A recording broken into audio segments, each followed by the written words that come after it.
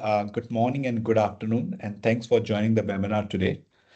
This webinar has been co-hosted by Salesforce and Accellor. Main topics we will cover today is how to prevent breach on Salesforce ecosystem using Salesforce platform tools. We will review some use cases with a demo and go through the Salesforce security products. Now, before we get into the demo, would like to introduce the participants. I have Shane Gillet, who comes from Salesforce and is a senior account executive with the Salesforce platform team.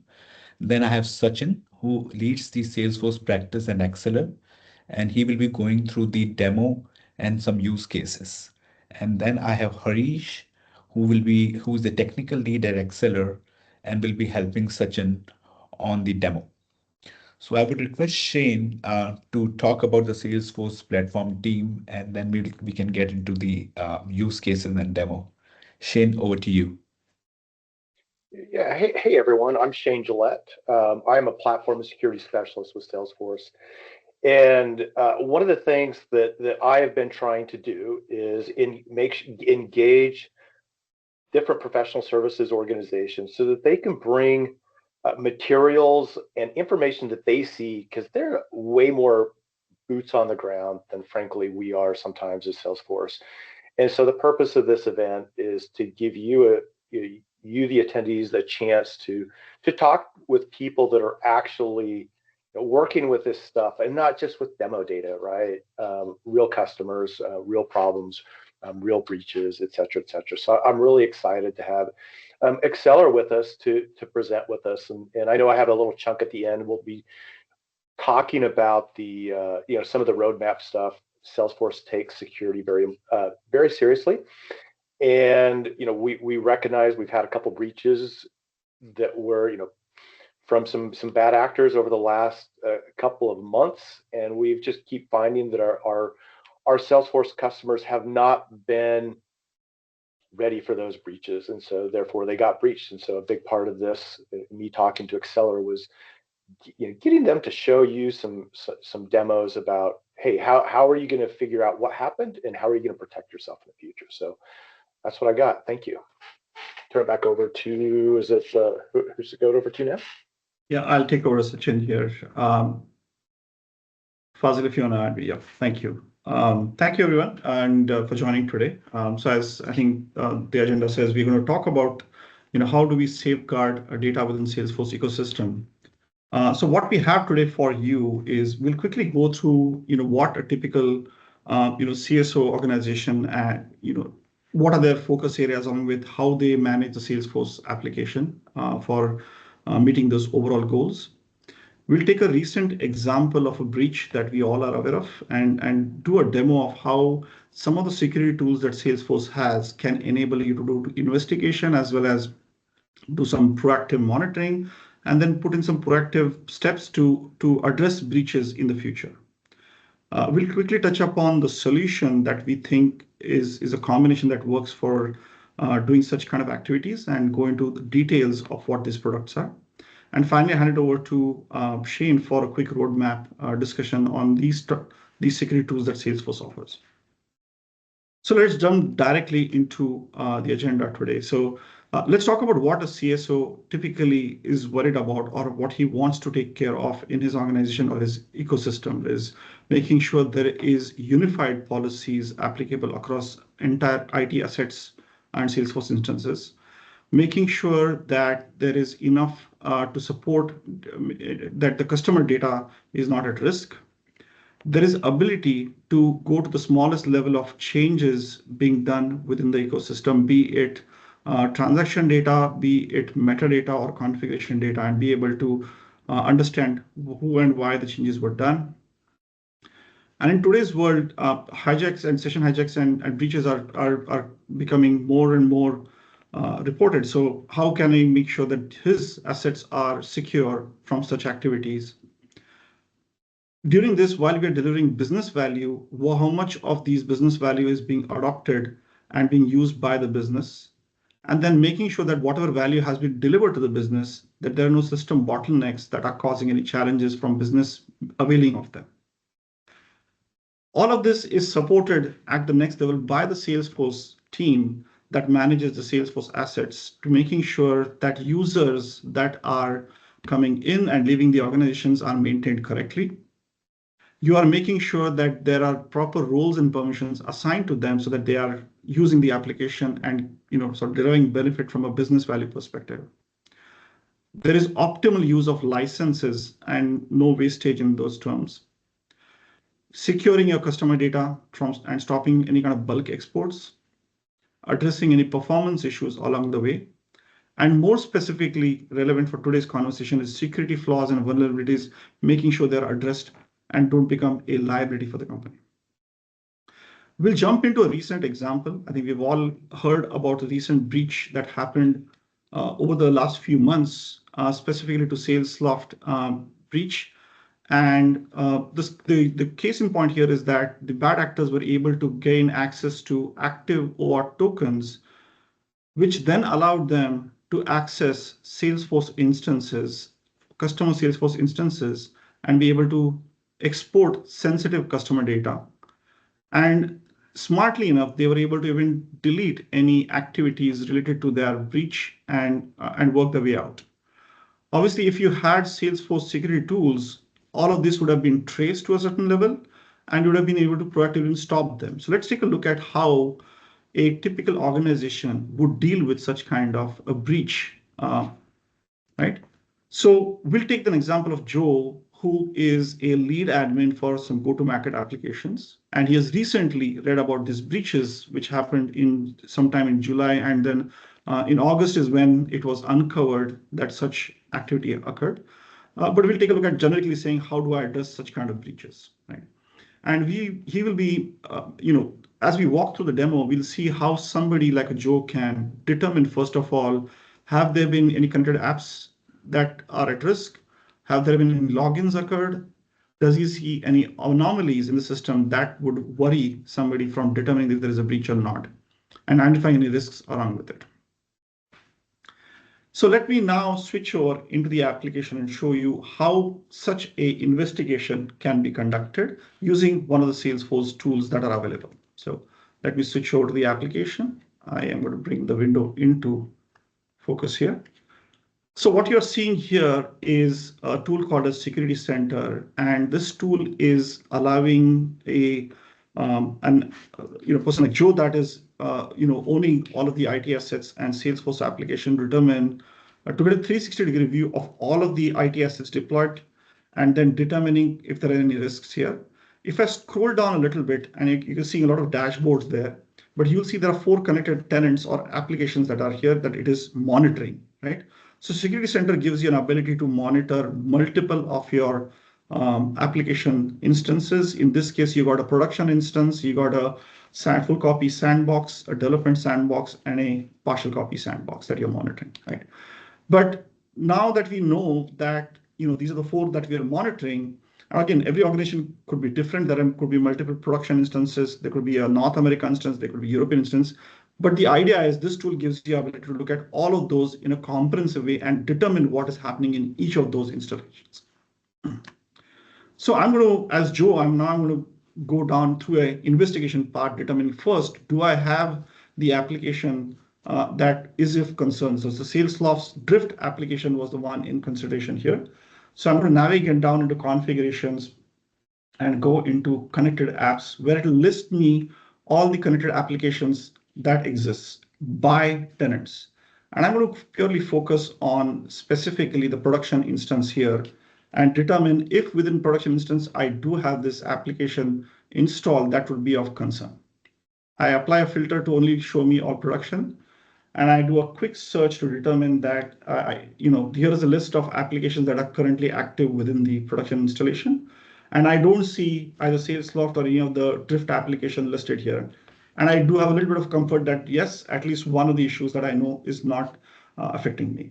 But this is not going to be where my investigation stops. I know that any of these connected apps right now could be a concern for me. And a lot of these connected apps use OAuth as my mechanism to access the data. So I'm going to go down further to investigate, is there any OAuth activity I should be worried about, right? And again, I can see this is actually giving you a list or a view of how the activities have been occurring over a period of time, and I see a few bumps over here. And if required, I can drill down into specific dates to see what may have transpired during that time to be of concern here. I can see this is around the November 2nd time frame. So I'm going to just filter the dates to show me between November 1st and November 2nd. And again, as in the previous case, I'm going to filter this to only show me production data so that I'm only focused on one tenant within the application suite that I'm observing. Okay. So I quickly get a view of what's happening here. I can see that a lot of times there has been some logins from integrations user, and I see that the count seems to be varying. Little of concern because I see that typically they have 170 interactions. There are some few dates when these interactions on the higher side. So I'm going to take a note and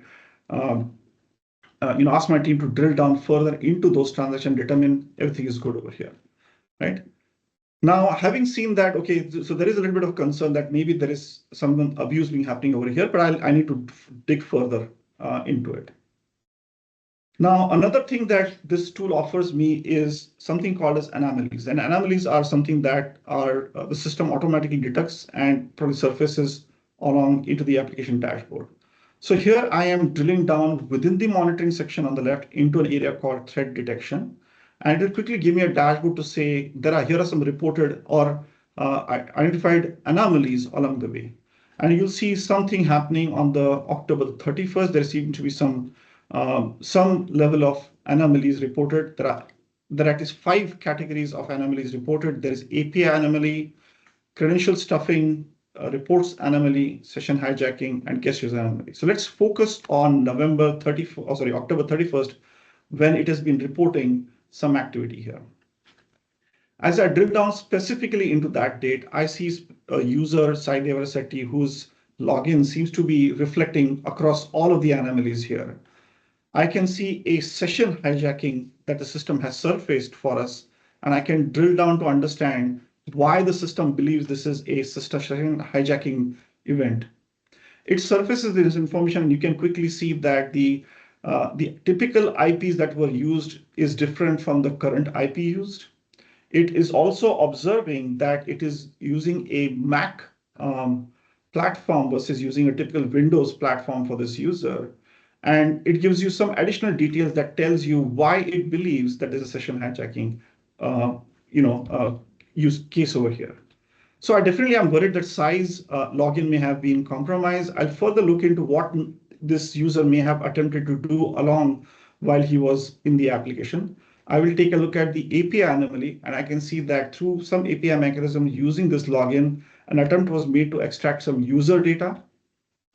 I can also see that there was a report anomaly using the same login, and I can see again that there was some report generated that had about 58,000 records attempted to be run on it. So I'm definitely worried that Sai's login has been compromised. So I'm going to immediately request that his login be disabled and any further misuse of this login is stopped, right? There is also case of credential stuffing. If you know what credential stuffing is, it's attempting to log in using multiple passwords. And so I think, again, this ties back to the same event that 600 users were attempted to be extracted. And so there were events that were attempted abuse of that information attempted on the same day.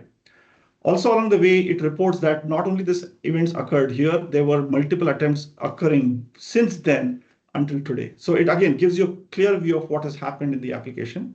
But my immediate reaction to this would be I would be setting or resetting Sai's login or disabling it to make sure that there is no further risks. So obviously we talked to the admins to make sure, hey, if a report has been run with so much records, should I be worried? And my admin tells me there have been additional procedures set in place that would stop it. We'll talk about it in a follow-up demo that I'll have in the same session in a few minutes, right? But while I'm here, I am actually first of all confirmed that I'm not impacted by the sales log data, but I do see some activities of concern, and I'm taking a note and working with my admin team to establish some rules around it to take care of. So now I'm going to go and do some other health checks while I'm in the application. So one of the things I can take a look at is, okay, we have recently rolled out MFA in our organization. What has been the uptake within the organization to now follow MFA? again, here I'm going to use the tool to further go into details to understand, are there users within my application set that are not using MFA or not have been set up in MFA? So I go into this section, I do go a quick view of per tenant, and I can see my production is significantly lacking in the users adopting MFA, and that bothers me. So I can again, while I'm at it, do a quick filter to show me within production who has not set up themselves up for MFA.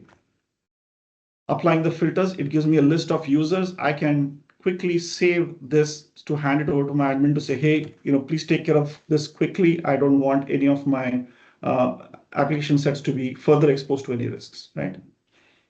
And finally, again, I can also, while I'm here, do another set of cleanup or housekeeping activity by going into security health check. Now a lot of us know what security health check is. It's Salesforce's way of giving you a score to tell you how have you set up your application and how secure is your application. And I can see here that we typically have set up an 80 threshold, but we have recently dropped below that to a 78.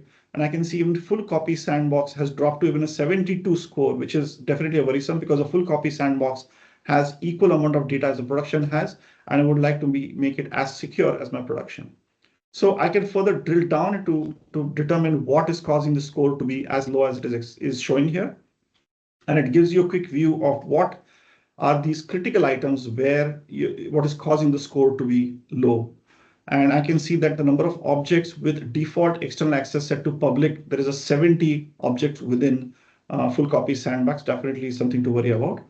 And I can even go into information security and determine that there are two other areas that I should be significantly worried about, which says that there are 99 objects where guest users have read-only access, and about 24 objects where guest users can even edit and update information. This is definitely a concern. Again, I can take a quick note and make sure I hand it off to my admins to address this immediately and get our score above 80 and make sure our environment is secure. Okay. So now we have seen that how as an admin or a CSO, I can go in, look at my assets, do some investigation, and make sure that my applications, if there is a breach, what has happened or not, right? So with that, let me now, I think we talked about the fact that also the admins reported that we have put additional measures in place that if there was such kind of a breach, we already have procedures in place to address them. So let's look at how that has been handled within the application. So I'm going to switch over now into second set of a demo where we are going to look at how can not only we do investigation, but use some of the tools to make sure we can stop somebody with ill intentions in their tracks. And this can be ill intentions that are internal actors as well as external actors. So here we're going to now look at a use case of an internal actor. So let's say there is a Dan who's an ill-intentioned employee. He's probably resigned. He's on his way out. He's trying to see whether I can export large amounts of data from within the application and take it with him, and how I can implement tools to stop him in his tracks. Similar use case where now I have a administrator who's recently joined us. He's not fully aware of the company policies. And so he's unknowingly trying to grant some restricted access to someone that is requesting some additional access within the application. And again, we can put policies in place to make sure both of these actors, in one case an ill intention, the other being novice and little ignorant from doing something that is against the company policies. Again, I'm going to now switch over into the application to show you some of these capabilities and how the experience is for somebody trying to do some nefarious activities. So here I'm now logged in as Dan to the application. I have created a report with my intentions to export large amounts of data and walk away with it. So here is new contacts and accounts report that I have created. And if I drill down into it, it's trying to export everything in the system, right? So my first action is going to be, okay, hey, can I add some sensitive information into this and try and see I can harvest it? So I'm going to say SSN, I'm going to try and add SSN, social security number, into this application or this report. And I'm immediately stopped by something actively put in as a policy to say, hey, this is against company policy. You cannot be doing something like this. And good, I am stopped from doing being a bad actor and trying to do this. So I'm saying, okay, I can't do an SSN at, I've run this report, at least let me try and export this data so that I have at least some information, right? So again, I'm going to try and run this. I'm going to now hit export within the application report UI, go through the attempt of exporting this into a CSV file. And again, I am blocked by a proactively written policy in place that stops me from doing any of these activities. Right. So again, we have put procedures in place to stop such activities, and so gladly so, we have been able to sort of limit liability from a company standpoint. Now I'm going to switch over to the third use case that we talked about, where we've got a novice administrator who is not really fully aware of all the policies in place and how somebody should not be granted any sensitive data access. So now here I'm logged in as Bob, and I'm looking at a permission set, and as the name suggests here, it's access encrypted fields.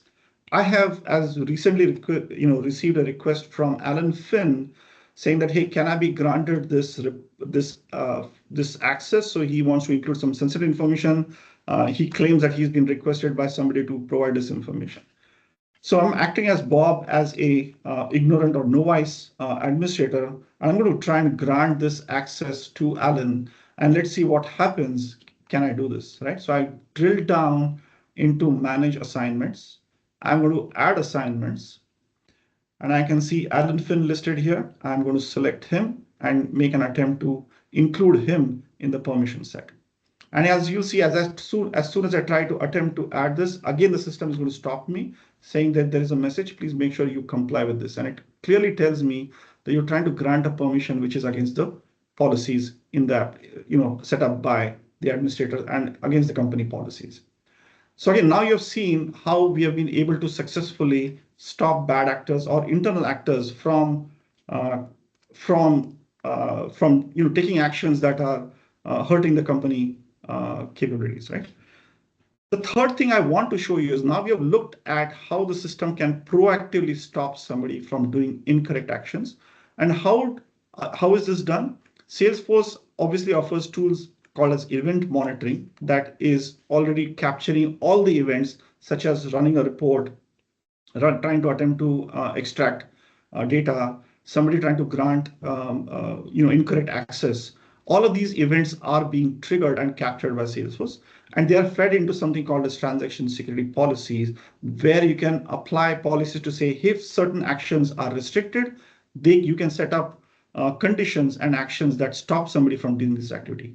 So we saw the action of a report extract being stopped. And here is a simple way of setting up within Salesforce, right? It's clearly, as you can see, it's got two areas. One is conditions and actions. The condition is saying if the rows processed is greater than 20 and the operation is a report extract, then this policy will get triggered. And the action that I've set up in this case is I'm going to block this user, and I'm going to display a custom message which says, hey, this is not, you hit the limit of how much you can export, and this will automatically trigger when those conditions are met.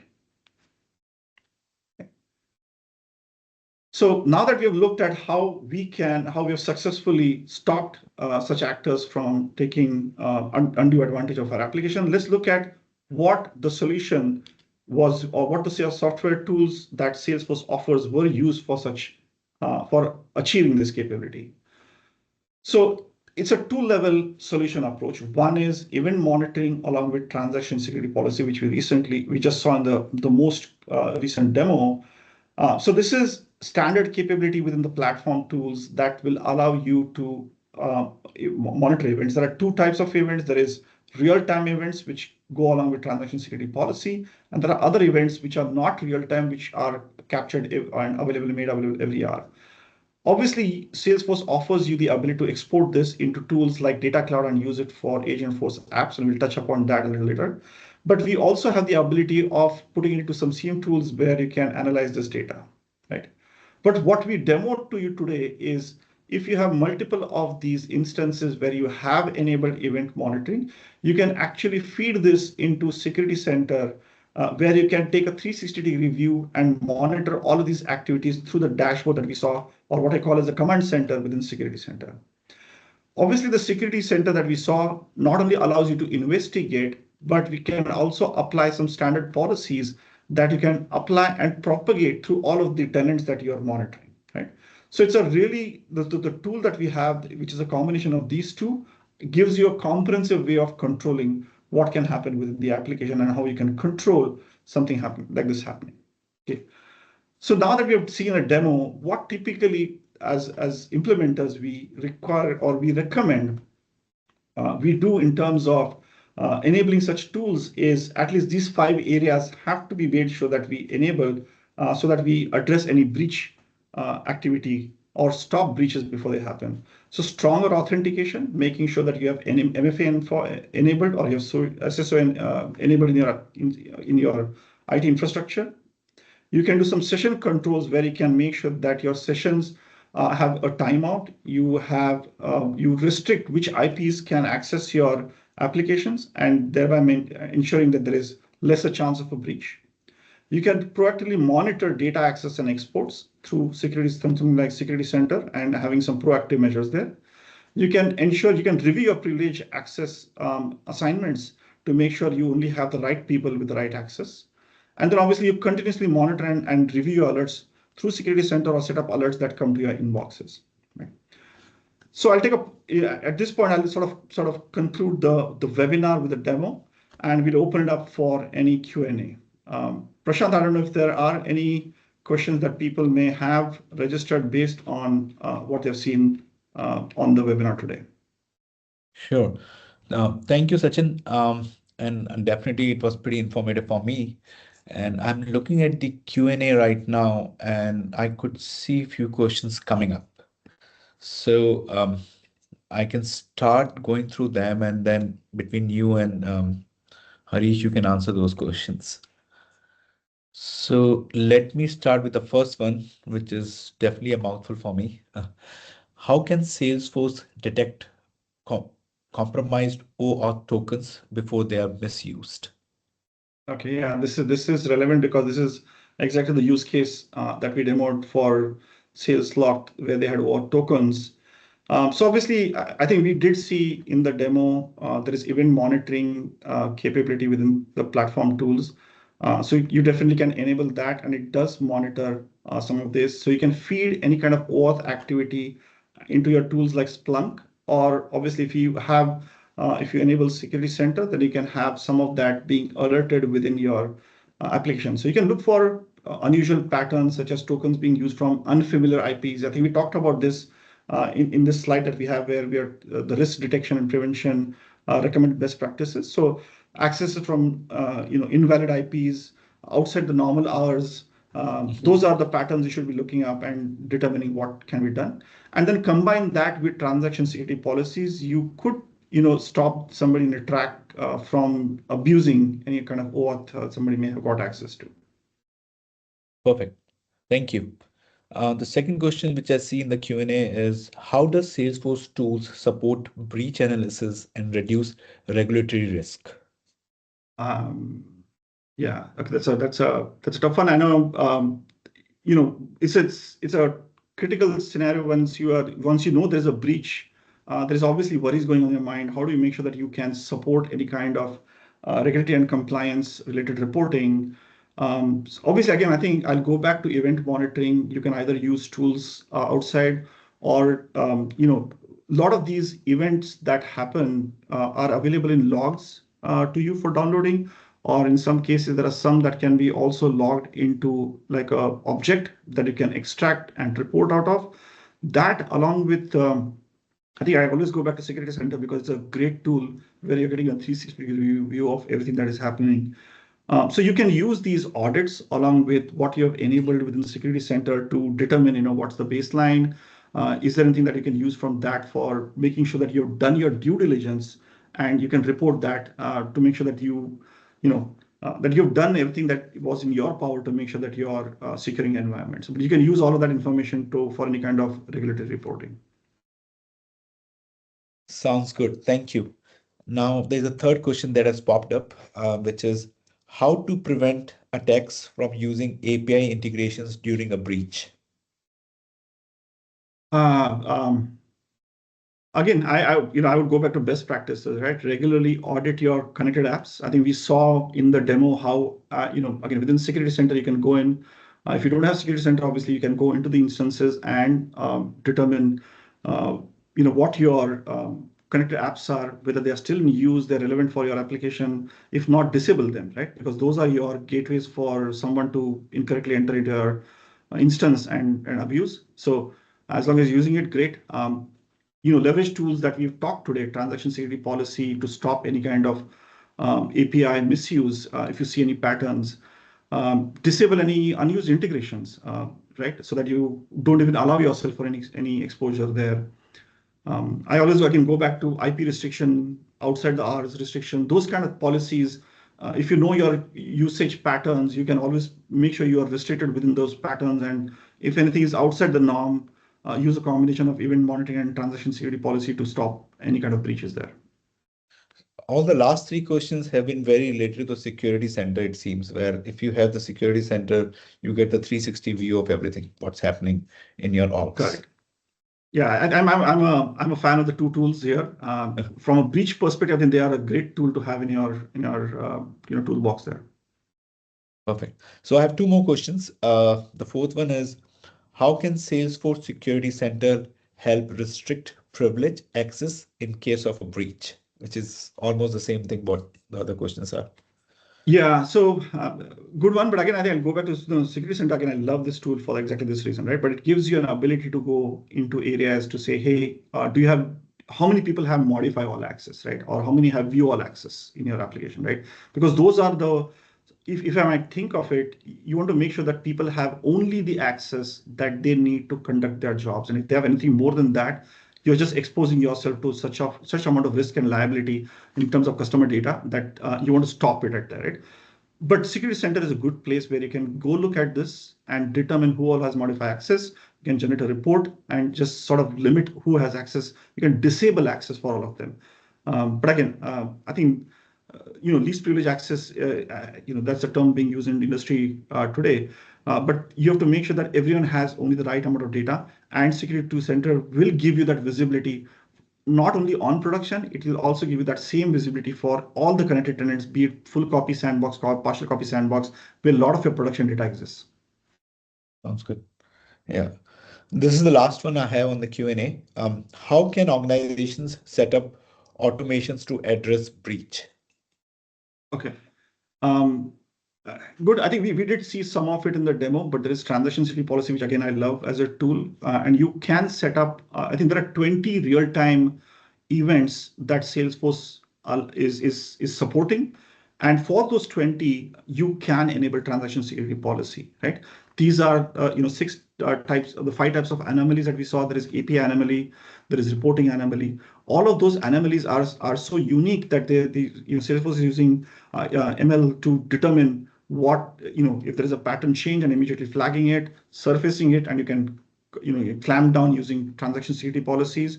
But you can also, there are other transactions like report exports that we saw, like adding sensitive data that can be used with transaction security policy. And I don't want to, I know Shane is going to touch upon this a little bit, but there is Agentforce for security now that is coming down the pipe, which will definitely take this one level up or take it up a notch, more than a notch, I would say, on what can be done more proactively than some human constantly monitoring and reacting to alerts. It gets you even more capability. But I'll not go into that for now. I'll wait for Shane. Perfect. I don't know if there are any other questions I can answer. I don't see any other questions right now, and I think we have exactly 10 minutes left. And I would like Shane to talk about the platform tools roadmap going forward. So I will let Shane talk about it, and then we can close it. Perfect. You bet. Shane, over to you then. Thank you. So, thank you, Sachin, for presenting that. Every time I see a different company or somebody else show off security center event monitoring, I learn new things because there are so many different ways that I see people use the different tools in different combinations. So thank you. Before I get to this, actually, couple things that I wanted to talk about, and I'm just going to spend about 5 minutes talking about some new features that are coming out. And I'm going to, and if you've ever been in a Salesforce presentation, right? So this is under Safe Harbor. Most of these things, some of these things are already, if you have Event Monitoring Security Center, are already probably popping up in your orgs and under a beta. And then some of them are going to be coming out. We're planning on having them come out in the spring release. So that I just want to mention Safe Harbor on that. So go ahead and go to the next slide really quick. Whoever's driving slides, there we go. Okay. All right. The first thing I want to talk about is if you haven't looked at your security health check, right, we're doing a lot of updates on this. I've probably been part of reviewing, doing security analysis and reviews of probably 20 different companies that were part of the drift breach. And it was really interesting watching how things progressed, what weaknesses that they exposed. And actually, as I was listening to some of the questions and answers, or some of the questions that came out, I'll address some of these things as we hit some of these other tools as well. So here's the thing on health check. This gets, what we're coming out with is there's going to be a lot more signals into here. This is a fantastic tool when people use it. Over and over again, I would go into customers and they would be down into the 30%, the 50%. And man, it's like, it's right there. It tells you flat out, hey, your IP, you're not taking a look at every IP address is not being monitored, right? For all your incoming traffic. Somebody mentioned, how do I make sure that my compromised OAuth tokens? Well, you know what? The customers that actually put an IP range around drift, they didn't get affected because all of those, because inevitably what happens is the bad actors, once they get those tokens, right, they go to their own IP address in the dark web and they start hacking you. And those bypass all of the multi-factor authentication, et cetera, et cetera. But if you had your IP address set, you were safe, right? You would do the exact same thing internally you would whitelist your databases and integrations. Why would you not do that in Salesforce? So that's one. And I think you're going to see some of those things come up in the security health check. Go ahead and go to the next slide.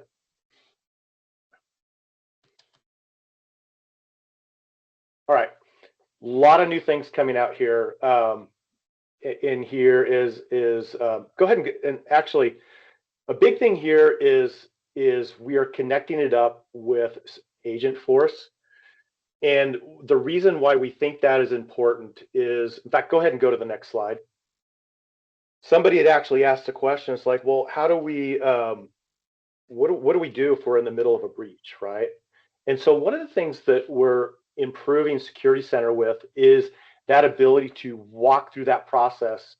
So as Sachin was saying, is like the manual process is, ooh, I think we've identified this is some really weird stuff coming in. Now you have to hand it to somebody and hope they go and do something with it. I actually saw a whole bunch of cases where that, hey, go ahead and do something to that, went to a person that was on PTO. It never happened. And so for the next 3 weeks, the bad actor just sucked all their data out of their org. And it was a big Fortune 500 company, right? So what you're going to see is some of these things you're going to have some agents and you'll be able to program those agents like, hey, this here is anomalous behavior. It's already built into Salesforce that it can say, you know what, I've noticed that this user always does this type of API calls, and all of a sudden they're asking for everything. That's weird. That's unusual. And it will score it. And if that scoring is too high, the agent can automatically block that until an admin goes and reviews that and unblocks it. So we're also addressing, that was one of the other questions, right? How do we take care of that? That'll be the next. So go ahead and go to the next slide. All right. So Agentforce, Agentforce is the guts of a lot of this stuff that we're showing you, right? It has the data. What are these users doing? What are these users attached as an API doing? Over and over again, what we see is people have event monitoring implemented, and great, they can go do the forensics, which we also found was difficult for them to do the forensics. And we have improved. If you go into, it should be there now under beta, where it is significantly easier to do forensics using event monitoring. Instead of having to deal with logs, it puts things into objects, which makes it really easy to run your reports against. And therefore, you can start running event monitoring to help you do these things, to do these things. And it helps you to write those transaction security policies. And so what does that mean, right? So let's see, there was a question. It's like, well, how do I prevent, let's say, preventing a bad actor from using the APIs during a breach? Well, one of the top things that we see for a couple things, best practices. One, don't share your integration users, right? So every user, every activity goes through the security realm of a specific user. And normally those are integration users. You want one integration users per integration. But that, and over again, we saw people use shared ones. And even worse crime, they set those integration users to be Salesforce admins, so they have access to everything. That's just bad all the way around, right? And so writing these security policies will be really easy. So for example, if you want to say, hey, we already showed that in the demo, it's like, make sure that you're blocking abnormal behavior and people that are downloading more than, say, 5,000 records. Frankly, for every breach, the real data loss is going to be from your internal employees before they leave, taking data and walking out the door. We have tons of use cases of that actually happening.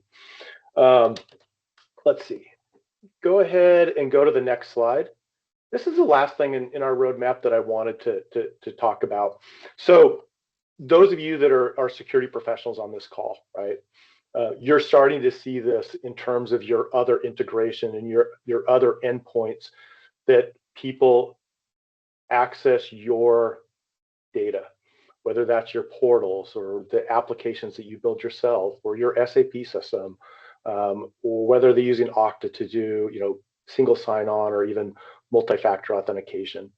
And what we want is Salesforce to be part of that holistic view of that security profile, right? And that posture, so that we're sharing data, how people are accessing Salesforce with your SIMs.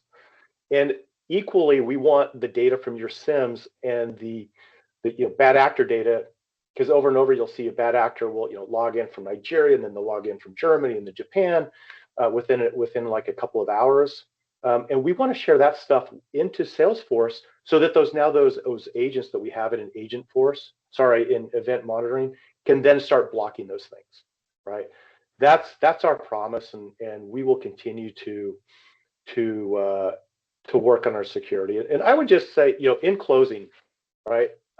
I've been in the Salesforce ecosystem for 9 years. It's always been on the platform and security side. I've seen more issues with breaches in the last 9 months than I have in those previous 8.5 years. Let that sink in, right? Our customers have this data, your data, it's valuable, and they want it. So I'll close it with that. And really nice. Hopefully this was useful for everyone. Please give us feedback on this. And I'll turn the time back over to Accellor. Thank you. Thank you very much, Shane. Thank you very much, Sachin, for going through the very informative webinar today. And thank you for everyone attending this webinar. We will definitely post this and also reach out for any other questions. Thank you, everybody, and hope everybody have a good day. Bye.